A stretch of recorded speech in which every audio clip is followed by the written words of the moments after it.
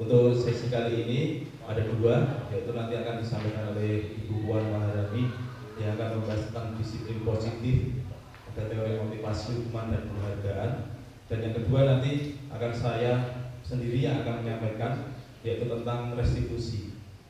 Oke, teman-teman Bapak Ibu, ini sesi selanjutnya adalah saya sendiri yang akan menyampaikan restitusi selanjutnya, yaitu tentang 5 posisi kontrol dan segitiga restitusi.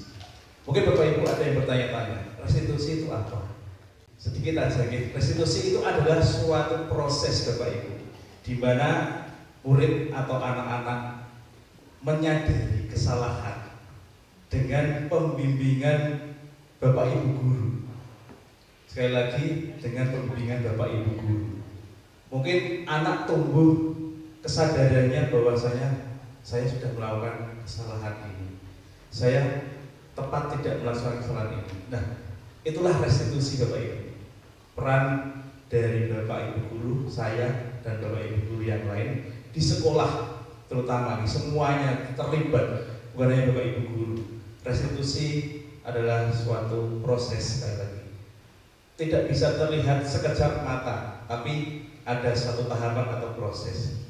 Tadi sudah disampaikan Bu Puan dan Bu Yuni dan Bu Ida sudah menyampaikan sedikit tentang beberapa hal yang kaitannya dengan hukuman, kemudian disiplin positif, penerapannya dan bagaimana aplikasinya ke murid. Sekarang harus interaksinya dengan Bu Edi.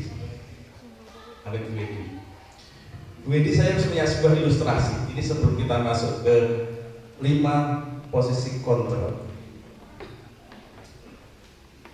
Jika Bu Edi menjadi seorang peternak ayam dan memiliki ribuan kandang yang berisi ayam berpasangan, ada salah satu pasang ayam yang tidak mampu memproduksi telur setiap pagi. Padahal nutrisi dan kualitas ayam yang diberikan itu sudah sama. Bu Edi, silahkan pilih dari 4 jawaban di sini, dari ilustrasi ini, berikan alasannya. Dari sisi ayamnya. Oh, dari sisi ayam. Jadi Bu Edi peternaknya, Untuk Bu Edi pilih yang mana? Ya, berikan alasannya. Oh, dari sisi ayamnya, Pak. Yang dihitungnya ayamnya, Bu Edi peternak, sisi peternak. Bukan ayamnya Bu, bukan ayamnya Bu, ayamnya di itu aja. Baik, saya akan memilih, terima kasih Pak kesempatannya, dari masalah yang panjenengan sajikan. Saya akan memilih mencari solusi. Jadi diberi penjelasan? Boleh. Oh baik. Jadi saya mencari solusi dari keadaan kandang sendiri, kemudian banyaknya ayam, apakah sudah layak antara luasan dan banyak ayam tersebut begitu. Jadi saya tidak menyalahkan ini kenapa ya kok tidak mampu bertelur seperti itu. Bu Edi, terima kasih. Dari sisi peternak perempuan, saya pengen mendengar peternak laki-laki Pak Wawan.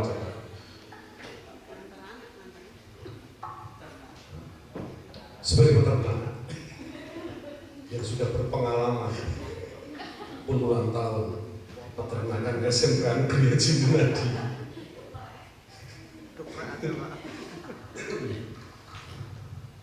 langkah pertama atau boleh kedua? Milih Pak. Salah satu aja. Iya, mau tidak apa-apa Pak, bebas saja. Kalau saya memang yang pertama adalah setelah melihat ayam satu tidak produktif itu mencari solusi kenapa ya kok tidak bisa bertelur setiap pagi, cuma kadang-kadang bahkan mungkin tidak bertelur ya. Dan mungkin itu ayam itu berbeda dari yang lain. Mungkin bisa jadi ayam itu terlalu muda atau terlalu tua, terus waya itu bersembelih, berarti kan kayak gitu. Jadi mencari sebabnya itu kenapa. Setelah mencari solusi adalah mencari penyebabnya adalah mencari solusi pemecahan masalah. Kalau sudah tidak perlu ya digantikan dengan ayam yang lain di kandang itu daripada mubazir. Nah, solusinya adalah menggantikan kandang itu dengan ayam yang lain yang lebih produktif dan lebih menguntungkan seperti itu. Seperti itu Pak, kalau saya secara singkatnya. Terima kasih Bapak Ibu peternak ayam memberikan solusi. Kenapa saya ilustrasikan sebagai ayam dulu Bapak Ibu? Memang ciptaan Tuhan itu yang paling sempurna manusia. Tapi secara apapun kita itu hampir sama. Hampir, bukan sama. Nanti saya dimari Pak Wah. Ada hadisnya, nanti saya diundang lagi. Jadi solusi atau pilihan jawaban tadi dari Bu Lili dan Pak Wawan adalah mencari solusi.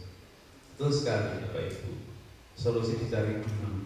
Mungkin tadi dari sisi ayamnya, usianya, kemudian lingkungannya, kemudian bisa jadi hal-hal yang lain yang tidak bisa kita ketahui.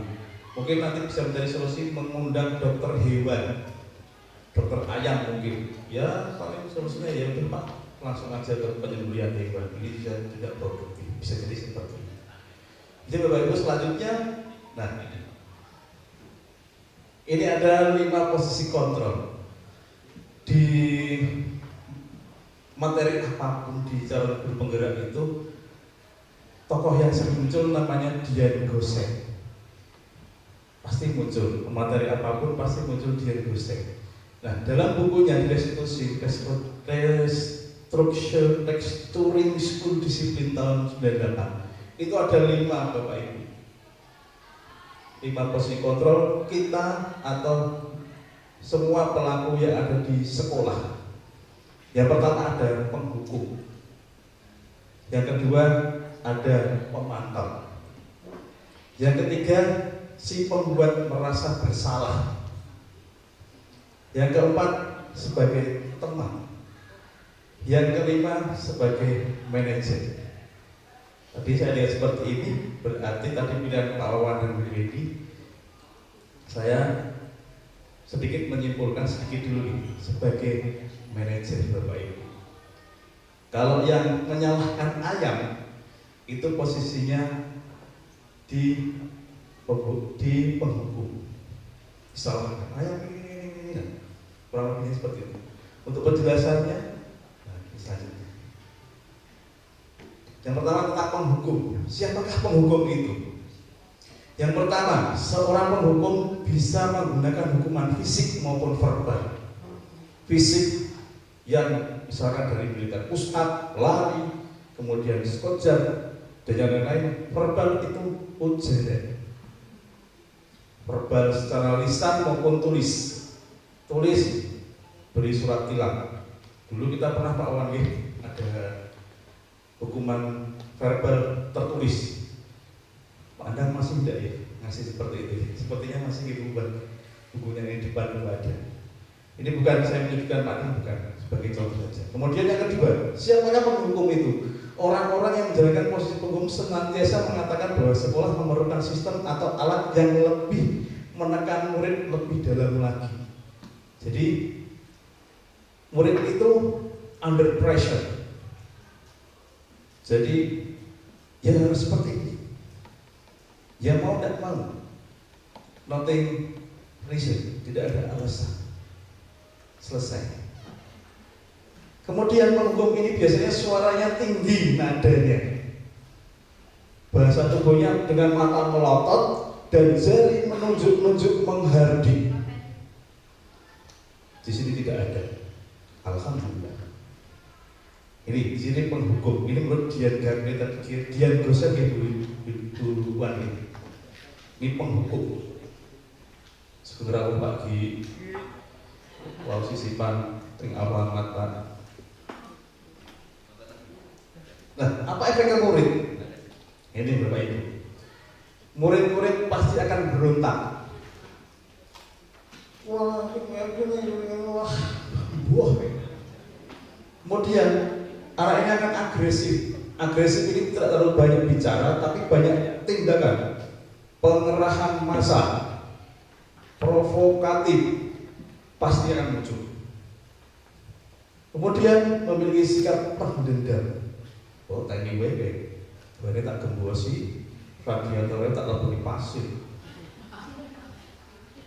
Contoh, motor saya juga pernah kena dulu, rambu. Ini yang guru penghukum. Nah, selanjutnya ini ada guru atau si pembuat merasa bersalah. Ini mainnya main kontrol, cuci otak. Siapakah ini? Biasanya guru akan bersuara lembut, depan lembut, tapi macet. Membuat rasa bersalah akan menggunakan keheningan yang membuat orang lain merasa tidak nyaman, bersalah atau rendah diri. Jadi anak-anaknya itu dalam tekanan, under pressure. Kemudian kata-kata yang dipilih biasanya harus mengandung sindiran yang dalam dan terkesan menyudutkan. Ayo ini seperti boncengan, mampir mana. Nah, apa efek ke murid? Anak lebih ke murung, takut ketemu dengan yang menjadi atau yang pernah gurunya memberikan treatment itu. Kemudian pendendam sama. Tadinya ada sering meledak-ledak. Wah, senangnya kok mau nopan? Gini. Padahal saya tahu. Kita menyampaikan hanya satu kalimat, anak jawabannya 1000 kalimat. Dan ini salah satu efeknya. Kemudian guru atau siapakah yang menjadi seorang teman? Guru pada posisi ini tidak akan menyakiti murid, namun akan tetap berupaya mengontrol murid melalui persuasif pendekatan Bapak Ibu. Jadi didekati. Kamu kenapa? Kok seperti itu? Kok bisa bagaimana? Posisi teman pada guru bisa berkonotasi negatif atau positif. Ini yang harus kita waspadai. Guru-guru seperti ini pasti mungkin bisa disepelekan.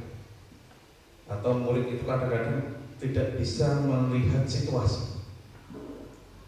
Guru pada posisi teman menggunakan hubungan baik dan humor untuk memengaruhi murid atau memengaruhi seseorang atau murid. Jadi didekati dengan yang halus-halus. Jadi ada yang bilang, wah ini biasanya Pak Wawan itu enak Pak. Enak itu rasa apa atau Pak Wawan? Rasa manis atau rasa gurih? Tidak Pak, pokoknya enak. Oh ya sudah. Nah, apa efek murid? Murid akan merasa senang dan akrab dengan guru. Ini termasuk dampak positifnya.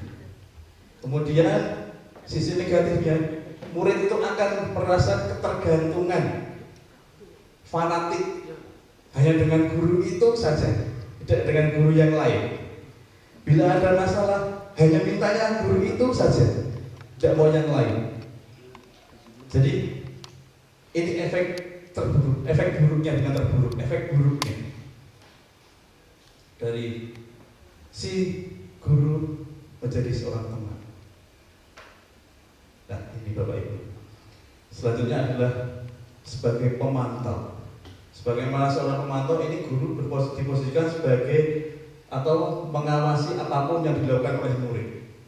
Jadi secara tidak sadar saya pernah menyampaikan, kamu apapun yang kamu lakukan di sekolah itu saya tahu. Nah, ini saya mungkin mengkategorikan saya sebagai pemantau. Gerak-geriknya saya tahu. Kemudian posisi pemantau berdasarkan peraturan-peraturan dan konsekuensi. Jadi si guru ini patokannya adalah peraturan dan konsekuensi. Kemudian guru pada posisi ini sering menggunakan pernyataan maupun pertanyaan yang bertipe interrogatif ataupun imperatif. Jadi sering ditanya-tanya, kamu bagaimana? Tidak boleh seperti itu. Jangan. Tolong dikurangi. Jadi menanyakan dan memberikan semacam perintah. Efeknya itu murid memahami konsekuensi yang harus dijalankan karena telah melanggar salah satu peraturan sekolah, tetapi murid tetap tidak nyaman Bapak Ibu. Masih ada unek-unek guru teladan. Nah, yang ini guru, posisi yang terakhir itu guru itu sebagai manajer, di mana posisi guru ini berbuat sesuatu bersama dengan murid, mempersilahkan murid mempertanggungjawabkan perilakunya, mendukung murid agar dapat menemukan solusi atas permasalahannya sendiri. Jadi guru itu mengajak anaknya duduk bersama. Dalam hal ini yaitu tadi yang disampaikan, kita atau guru atau kita sebagai pembelajar, pemimpin pembelajar, kalau bahasa CGP atau di guru penggerak itu, guru sebagai pembelajar harus sedikit menurunkan ego Bapak Ibu. Bukan kita kalah, bukan. Tadi yang dibuat saya sampaikan ada win-win solution. Guru yang menang, muridnya menang. Tapi bagaimana? Ya kita harus sedikit menurunkan ego kita. Bukan berarti kita harus mengalah, bukan Bapak Ibu. Kemudian sebagai manajer ini murid diajak untuk menganalisis kebutuhan dirinya maupun kebutuhan orang lain. Jadi konsekuensinya untuk dia sendiri atau murid sendiri atau untuk orang lain itu efeknya bagaimana. Kemudian penekanan bukan pada kemampuan membuat konsekuensi, namun dapat berkolaborasi dengan murid bagaimana memperbaiki kesalahan yang ada. Jadi anak-anak atau murid-murid nanti itu akan dengan manajer sebagai guru sebagai manajer itu kita seperti tadi yang kita sampaikan, kita arahkan untuk win-win solution, untuk berpikir bersama. Ini harus bagaimana? Harus seperti apa? Nah ini Bapak Ibu, jadi murid efeknya itu murid harus sadar diri, memahami risiko, mau bertanggung jawab dari apa yang telah dilakukan tanpa harus merasa berbohong. Jadi dengan sadar, syukur-syukur bisa mengajak teman yang lain, ada efeknya, efek ke temannya, biar bisa mengajak. Ini 5 posisi guru atau sebagai pemimpin pembelajar. Dan ini pertanyaan yang bagus lagi. Pak Wawan masih sudah besok. Dari 5 ini Pak Wawan posisinya yang mana? Tidak apa-apa Pak, jujur aja. Kalau saya kan pemantau Pak. Ya, pemantau dan manajer. Pemantau dan manajer ya Pak. Kira-kira. Mungkin ada yang mau menyampaikan yang lain lagi. Ini mungkin karena yang dekat dengan Pak Wawan.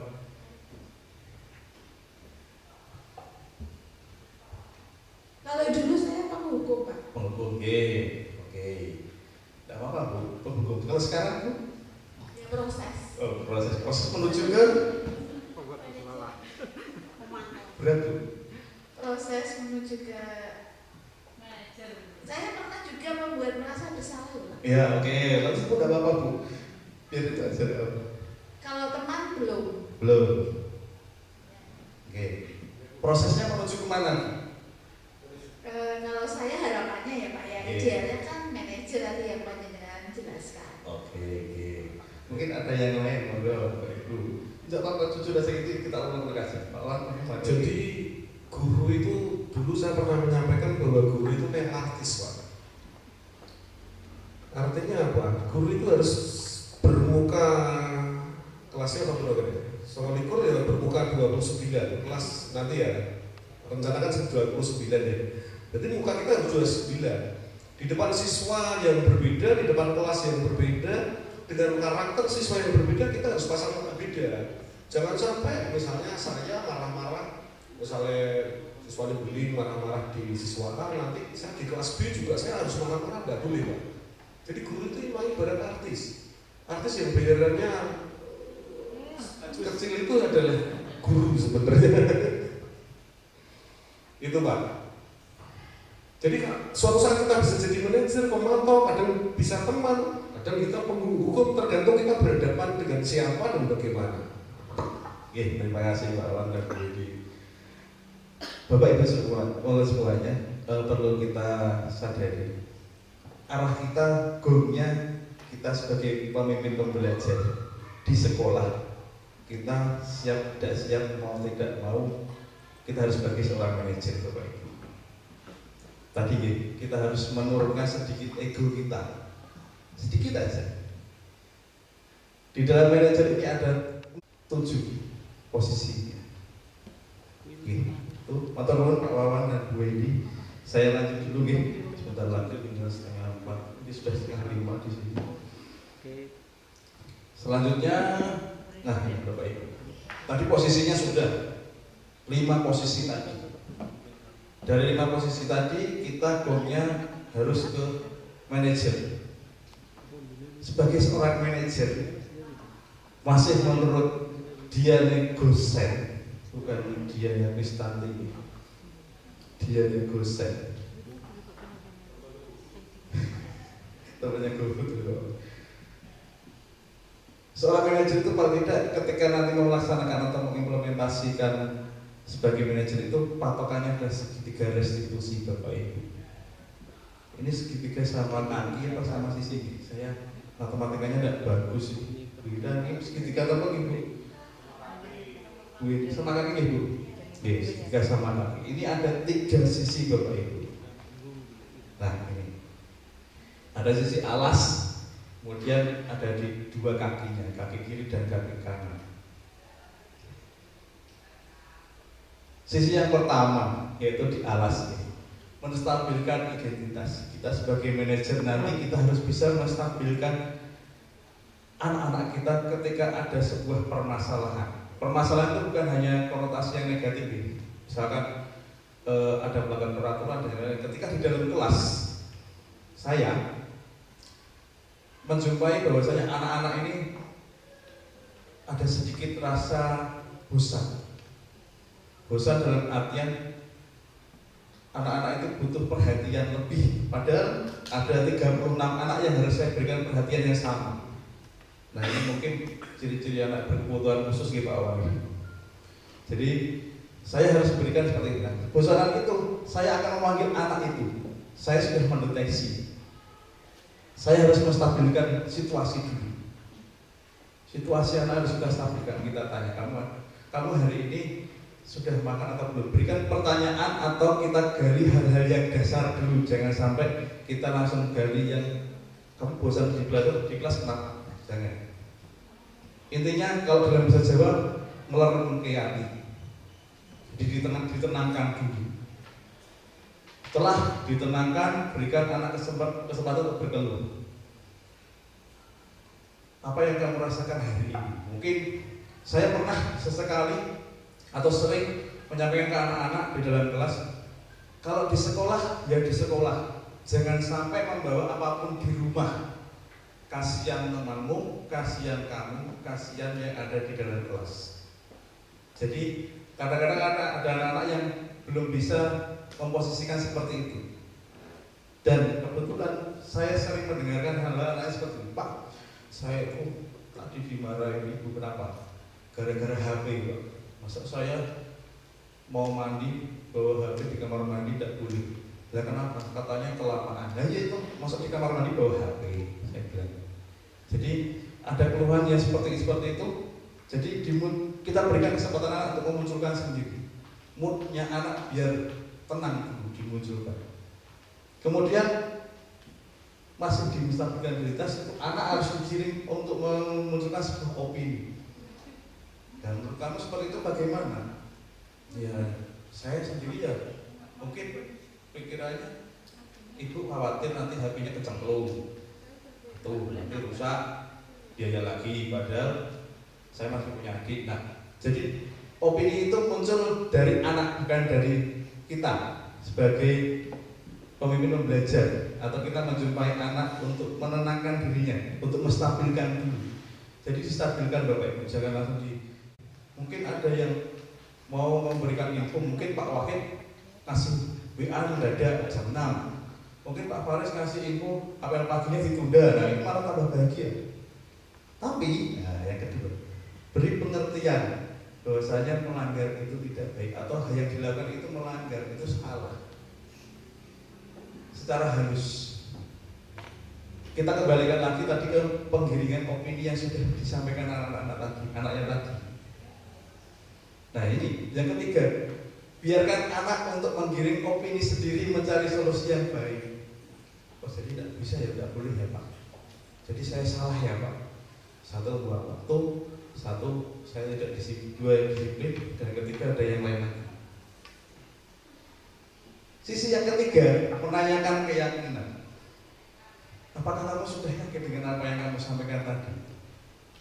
Anak-anak pasti akan jawabannya lain-lain nanti mungkin. Ini beri motivasi atau dorongan positif untuk anak. Ya kalau tidak, kamu harus sedikit membuka pemikiran kamu. Kamu harus sudah dewasa, sudah sekolah SMK, adikmu C. Nanti itu kan juga pasti akan ada harapan yang lebih untuk kamu. Jadi dibobong Bapak Ibu. Dukung apa yang telah menjadi pilihan. Jadi didukung, diberikan semangat, diberikan motivasi bahwa meskipun dia pernah melakukan kesalahan, tapi dia tahu bagaimana memberikan solusi untuk dirinya sendiri. Terima kembali pertobatan anak. Nah, ini agak susah Bapak Ibu menerima pertobatan anak ini. Mesti balik di pakai balik namanya kapok Lombok ya, seperti itu Bapak Ibu anak-anak. Setelah anak memiliki komitmen berubah untuk menjadi lebih baik, kita beri kesempatan Bapak Ibu. Ya silahkan, tidak apa-apa. Tapi sekiranya mau mengulang lagi, ya seperti itu. Tolong kita beri sedikit bumbu untuk anak-anak bisa menyadarkan diri sendiri bahwasanya dia melakukan kesalahan, tapi dia sendiri yang harus memberikan solusi. Nah ini Bapak Ibu sedikit renungan. Bahwasanya kita semua yang ada di sekolah itu adalah pembimbing pembelajar Bapak Ibu. Bukan hanya guru, tapi semua yang ada di sekolah ini. Kemudian pembimbing pembelajar dengan murid itu tidak bisa terpisahkan. Ya meskipun ada yang murid jotai guru, murid ada yang tidak suka dengan mungkin tenaga pendidikan ataupun yang lain-lain. Kita setiap hari berjumpa Bapak Ibu, kita setiap hari berinteraksi, kita melihat. Jadi kita tidak bisa terpisahkan. Dan kita paling tidak harus bisa merendahkan ego kita. Sedikit saja menurunkan. Tanpa ketika kita merendahkan ego itu tanpa mengurangi rasa hormat, kita hilang wibawaan kita itu bukan. Tapi ada sedikit yang harus kita sisihkan, kita kita rendahkan volumenya. Nah, ini menurut Bu, Bapak Ibu, untuk dari pandangan Kak Hadi, bahwa saya betul disampaikan Puan, saya menarik 3. Ada pemimpin belajar itu harus menuntut, bukan menuntut, kita tuntun. Kemudian kita kembalikan kodrat alam dan zaman. Kodrat anak-anak sekarang dengan kodrat anak-anak zaman saya dulu, dengan Bapak Ibu guru yang lain juga berbeda, alam maupun zamannya. Sekarang aja saya menyadari sendiri, sebenarnya untuk fase menstruasi aja bukan hanya sekarang di SMK buat anak SD itu sudah menstruasi Bapak Ibu. Dan saya sedikit bercerita, ternyata melahirkan itu tidak 9 bulan Bapak Ibu, 34 minggu itu bisa melahirkan. Ini saya agak terbuka pikiran saya. Ternyata zaman dan kodrat sekarang itu berbeda. Si saya 34 minggu, ada yang lebih Bapak Ibu, 30 minggu itu sudah lahir. Ada. Oh ternyata kodratnya memang beda-beda. Kemudian tadi Bu Puan beri sedikit budi pekerti, meskipun di rumah harus, tapi di sini juga kita harus berikan sedikit budi pekerti.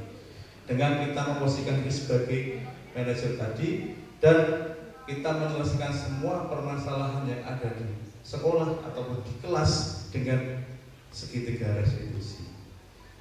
Itu Bapak Ibu dari saya mengenai 5 posisi kontrol dan segitiga restitusi. Oke ya, kami diberikan kesempatan untuk melakukan diseminasi.